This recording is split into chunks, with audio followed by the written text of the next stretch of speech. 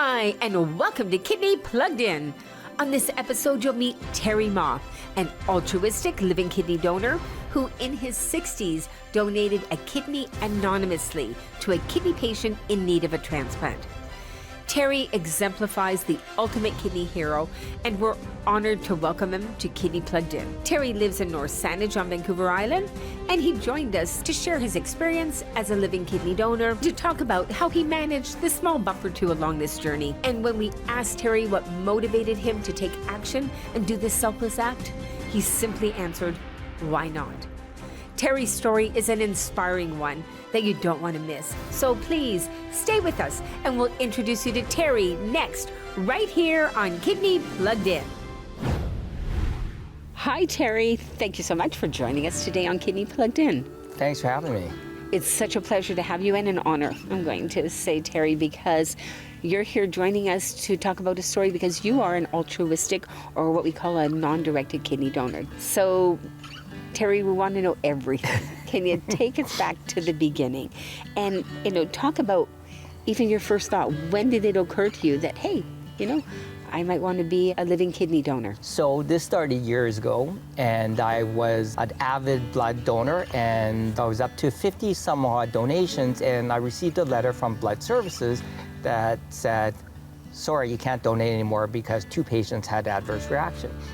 And so it was really a bit of a letdown, where you were helping support other people, supporting the community, supporting society.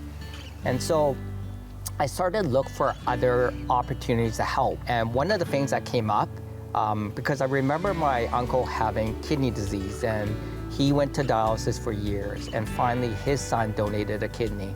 And so that started to tweak my curiosity into looking. So I started to do research into being a living kidney donor. So that was the motivation. It was the motivation. And I don't know, Barb, if it's the aha moment, because you do a lot of research and, and there's a lot of great things out there, right? So I looked at kidney because obviously being a living kidney donor, and the fact is you can live with just one kidney, as long as you're healthy and so forth. So I just started the process and did the paperwork and started from there. Where was the beginning for you? Like, you made that decision. Yeah. What was your first step? What was your next step? So before that, it's not a decision you make in isolation. So obviously I discussed this with my wife, and we've been married for 40 some odd years. So obviously, it's important that she feels comfortable with what I'm going through. And I've got 3 kids, so we discussed it, and it was something that, we felt strongly about. And so once I got the blessing, I started, I reached out to VGH and got my name on there and started paperwork and the questionnaire, getting the questionnaire done, and then started the test. There are many steps along the way. It's a long, very deliberative process. What was that process like for you? Well, VGH transplant team is fantastic. Really, from the very beginning, they're very easy to answer the questions, answer any questions anytime, sort of thing. And one of the things they stressed was you can opt out at any time, right? At any point in the process, you can say, no, it's not for me, or I don't feel right, or whatever, and you can stop the process. For me, it was really starting that process and just, for me personally, once I started, I had to go through with it. And there were certain points within the medical kind of evaluation where, there were a couple iffy parts where I thought, oh my God, I may not be able to donate. And so, with rigor, I just kind of went through and one of them was the blood pressure. My blood pressure was high. They put me on medication. And so just to see if that would help. And finally they said, yep, you're good, and just continue on with the evaluation. So no real large moments of hesitation along the way. You were determined this was a journey you were going to see through. It's funny you say that, because for me it was opposite. I needed to see this through. It would have been hard for me to stop and not donate for whatever reason. I think when you're in that position where you have that mindset you want to help someone, and for me it was anonymous, it was a calling sort of, and for me it was really, I needed to see it through. So I was doing everything I could to make sure, I ate healthy, I exercised properly. I did everything I could to make sure that I met the criteria to be a living donor. So you were taking care of that kidney that you were going to. Absolutely. Drinking give us a lots of gift. water and, staying hydrated for sure. So how many months from the first test that you did until the end of the process? I think it was about 10 months. There was a bit of a break because one of the things they do is a colonoscopy or fit test, and I had to have a colonoscopy, and therefore it was delayed a bit. But once you're through the test, you're healthy. They make sure that you are ready to go. They're not going to let anything stand in the way of your health, right? Making sure that you're healthy to donate.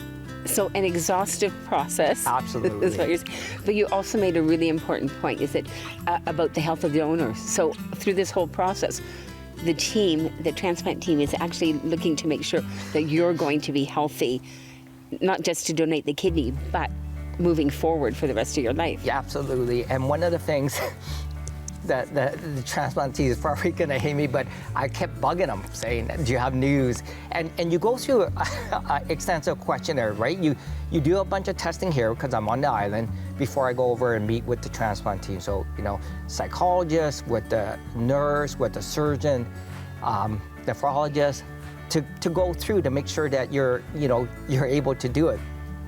And each step of the way, am I still qualified? Am I still qualified? Do I still meet the criteria?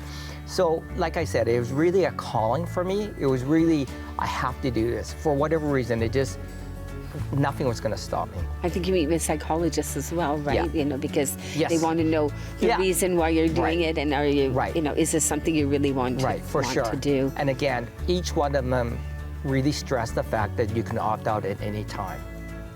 So that was important. Yeah. So you were waiting. You kept asking. Yes. When Yes. did you get a call? How did it happen that you found out that you were The donor nurse gave compatible? me a call in November saying everything passed. The surgeon was, gave the green light, and you can go ahead and donate. And when would you like to? And so, given the fact that I've got B positive blood, I think that the donor list is a shortened list, a smaller list, and so I opted for early January. And sure enough, January came and I donated. Your blood type, you said B positive. B positive, Yeah. right? So immediately for any patient, transplant patient waiting for a kidney, their pool is Right. minimized. So Right. that made it even more important that you were donating, right? How did that make you feel? I don't look at it that way. It's just, for me, it was like, sure, it's a B positive blood type and of Asian descent, maybe that would help, right? So, the fact is, it was just donating a kidney. It was just helping someone, whoever that is, right? Whatever race or, child or whatever, just wanted to help. Who did you share the news with first? I imagine your wife. My wife and family. You must have been ecstatic when you heard that. Absolutely. Because it was a long process, and again, there's a couple of times that you don't think you can make it, right? You get these where blood pressure or something maybe a test didn't quite work out, and I went through multiple tests, and I had to repeat some tests too. So, at the end, it was worthwhile.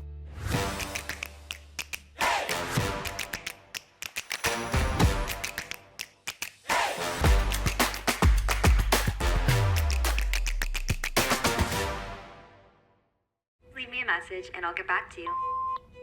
I can't believe it's been almost 20 years since we met. My whole life has changed. Whenever I felt alone, you were there for me.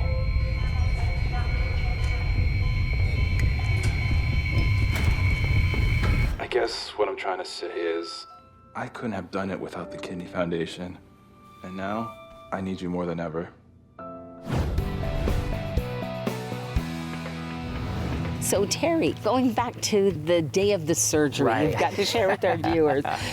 What was involved on that day, and how did the transplant go? Yeah, so it was at VGH, and it was early in the morning, and I didn't really sleep the night before. And it wasn't from being nervous, it was the excitement that I'm gonna help someone, right? And so my wife came over with me, and we were there first thing in the morning, got all prepped, and the staff at VGH is fantastic, right? Everyone was so accommodating and made me feel right at home. And again, the surgeon came out and said, you know, you can opt out. And I said, there's no way I'm opting out of this one, right? So they got me on IV and ready to go. And yeah, the surgery lasted, I think it was 3 hours. And it was fine. Butterflies in your stomach, if not, I'm sure in your wife's stomach. Yeah, no, for sure. No, there's always a bit of nervousness, right? And anticipation, but yeah, again, it was a calling. I had to do this. So, yeah. So you went in, 3 hours later, you're in recovery room. Correct. You're waking up. Yeah. Your first thoughts? You know, I didn't think that I had never had surgery before. I've never been, you know, so to me it was a weird feeling just coming out of that. So, and it wasn't in pain. Like I didn't, and then next thing I knew, I drifted back off and landed in my room, and yeah. And then next thing I know, my wife's there and my sister.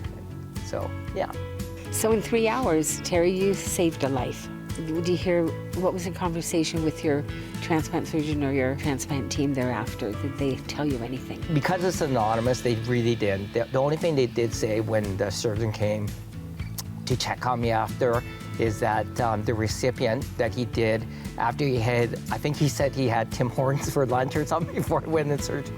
But 20 minutes after surgery, or after the transplant, the recipient was actually producing urine, which is amazing, right? That's just an amazing fact. It is amazing how this kind of surgery can go so well. I wanted to find out about your post-recovery. Yeah, so I was in the hospital for 2 nights. I wanted to leave the next day, but they said no, and it was totally fine. But I'm driven, so for me, I started walking the next day, and I just did laps in the ward, just to keep up and make sure that, you know, hydrated and make sure that I was able to, you know, pass urine. And so once that happened, the surgeon said, you're ready, you want to go out, don't you? I said, I do. And so he let me go. How long was your recovery process, you know, past that, before you were sort of back into regular life? So, you know, within about a week, I did something stupid and I lifted, because you know, they say don't do anything heavy, and I lifted something and it's major surgery. Yeah. Right. So that hurt a bit, but other than that, I went back to work in 2 weeks, 2.5 weeks, and then after I chatted with the surgeon, he can say you can start exercising. I think that was in 4 or 5 weeks or something.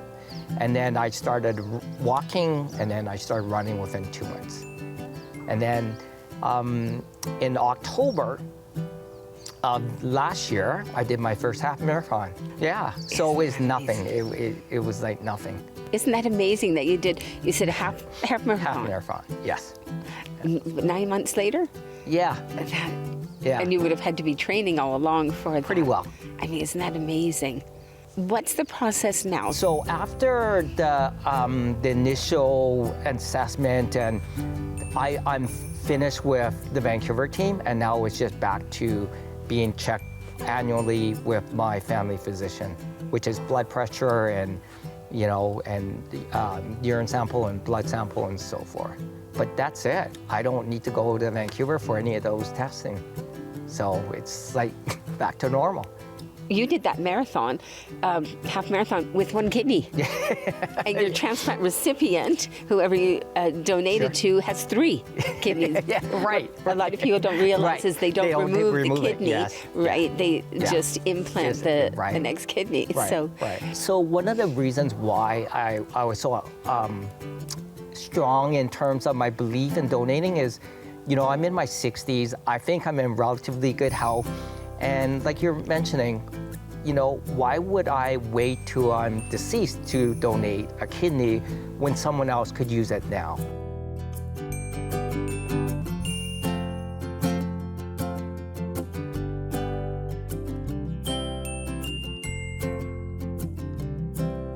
So that was my reason on why I really pushed to be a living kidney donor. You know, people ask, why did I do it? And I kind of reverse it and say, why not? Given the fact that you can live healthy life and you can help someone else out and perhaps change their life forever, right? Well, I think that would change their life forever.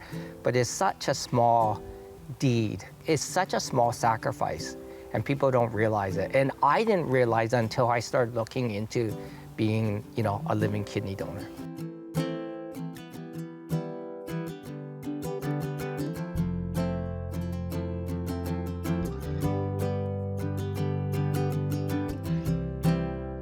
You look like the poster person for living organ donation because it hasn't interfered None.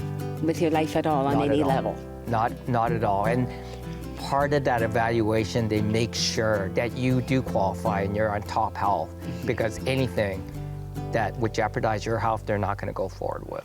One piece of information for people is that if you do donate, if you are someone like yourself who's donated, should something happen down the road, you actually go to the top of the Right. transplant list, and they Right. do everything, Right. for that. But it sounds like you're taking phenomenal care of that kidney. Yes, definitely. Yes. Did you have any pictures? Did they show you the kidney at all No, after they it came out? didn't. No, they did.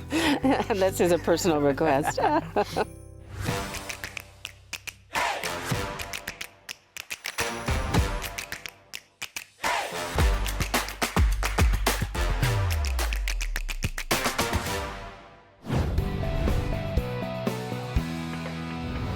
Hi, I'm Yash, and I'm here to talk to you about living organ donation. Living donation is something that is very personal to me because I myself am a living kidney donor. 6 years ago, I donated a kidney to my dad, who has been living with kidney failure for almost 3 years. And now I can say he gets to keep a piece of me for the rest of his life. I'd like to share with you some of the statistics that explain why living donation is so important. Did you know that 73% of Canadians waiting for an organ transplant are waiting for a kidney? The average wait for a kidney transplant from a deceased donor is 3.5 years. Did you know that in 2022, kidney disease was the 11th leading cause of death in Canada? And did you know you can be the part of the solution?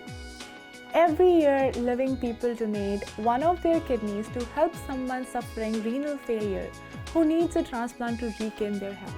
In fact, 29% of adult kidney transplants are made possible by living kidney donors. More than 56% of all adult living kidney donors are not blood relatives of their recipients. Are you considering being a living kidney donor and wish to speak with a mentor who has been through the experience? The Living Donor Mentor Program is available for anyone who is considering being a living kidney donor to a recipient in BC or Yukon. This free peer support program offers to match potential living donors with mentors who've already donated a kidney. And now, you know.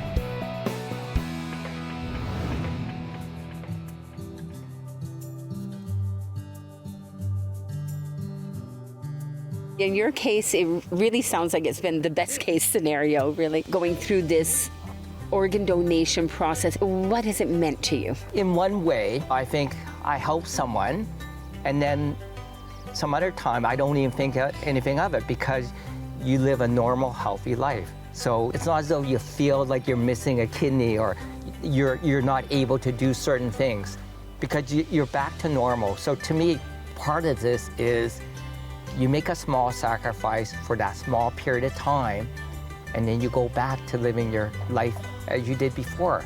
But you just so happen to help someone just in that little instant. And to me, if more people would just take that opportunity and learn more about being a living kidney donor, it would help a lot more people, or just raising awareness.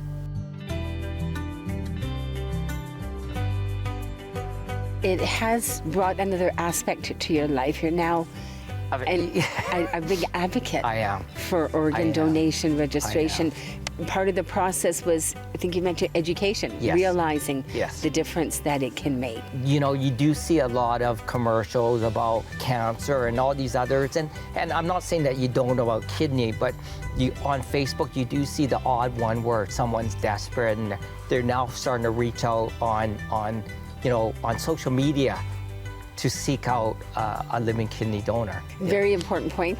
You've become such an advocate Yeah. that you've actually become a part of our peer mentorship program. Is that correct? That's Here correct. at the BC Yukon branch? Yes. And tell us a little bit about that, how you got involved with that. Yeah, so again, really trying to help out and raise awareness and thinking that there's, some of the experience could benefit other people. I just thought I'd join that group. Okay, so I'm just calculating here, probably in the last year, last 14 months, you've saved a life, you've run a half marathon, you've started a charity, like what's on the horizon? I'd really like to supplement the work that the Kidney Foundation does, right?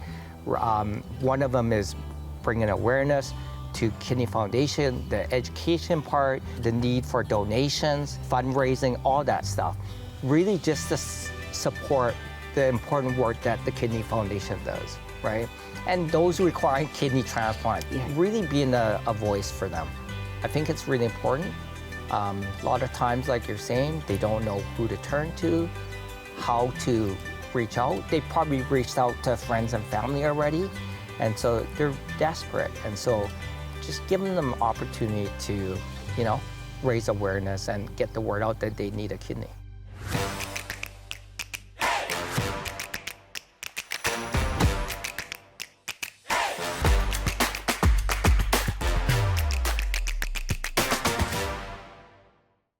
Hey, honey, I lost the list for Jason's birthday thing.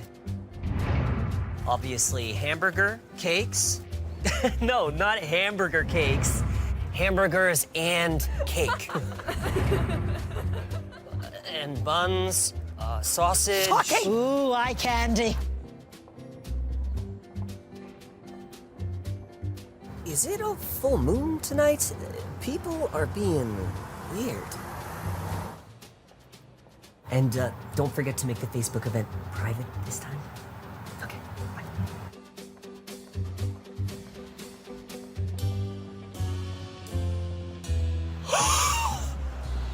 bye.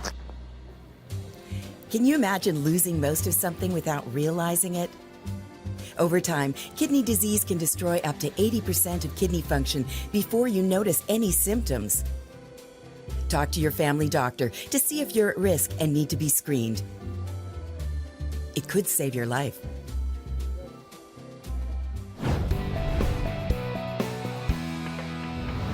There are people like yourselves out there that may be considering. Yeah. I've heard about this living donation. Is there something you might say? What kind of words of wisdom or thoughts that you might share with somebody about maybe taking a second look at this? I would say just do it.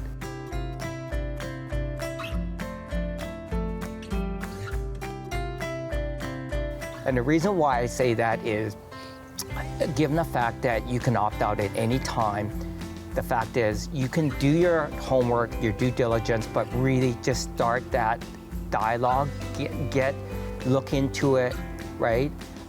Raise awareness. I think a lot of people will either procrastinate, put it off, and I think once you get going, it's a calling, like it did for me. It was a calling.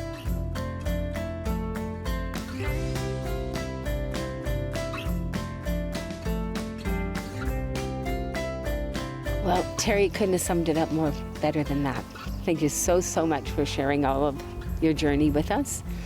And look forward to following up with you again in the future. But thank you for joining us here on Plugged In. Thank you.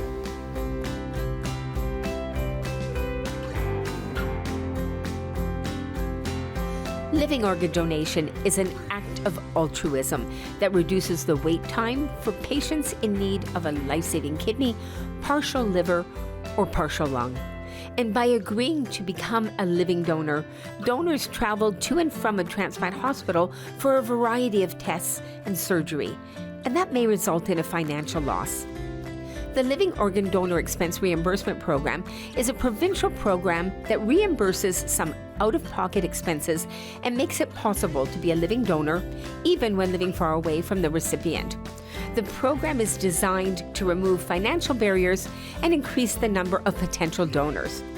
The Kidney Foundation helps to administer the Living Organ Donor Expense Reimbursement Program in most provinces. Please contact us for more information on how to access this program in your region. Terry, you participated in the South Vancouver Island Kidney Walk in Victoria for the first time last year. How'd you hear about the event? I saw this on the Kidney Foundation website where they advertise all the different events that's going on. And for me, it was another way to give back. It was an opportunity to help fundraise and to meet other people. And it was a lot of fun. And it doesn't take very much time. It only takes a couple hours of your day, and you get to meet a lot of great people. And you'll be participating again this year? I am. And we have a team set up, and I was joined by family and friends, and I encourage everyone that's able to come out and support such a great cause. And what did you enjoy the most about participating in the Kidney Walk in Victoria? I think the best part of the day was really to get outside and to exercise and also to meet people and help fundraise. I think it's an amazing cause, and it really brings awareness to, the Kidney Foundation and for the requirements of having living kidney donors and the important work that the Kidney Foundation does. I'm a strong advocate now, vocal one, so every opportunity I get to talk about kidney donation, I do it with open arms. On June the 1st at 11 o'clock down at Clover Point, it's going to be the Victoria Kidney Walk, so I hope to see folks down there. Come out and join the fun.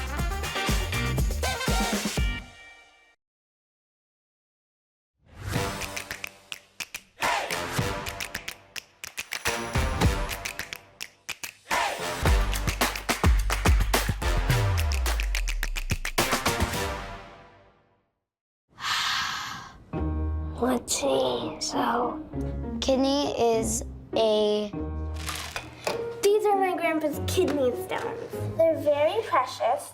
Kidney is a bone in your back that helps you turn.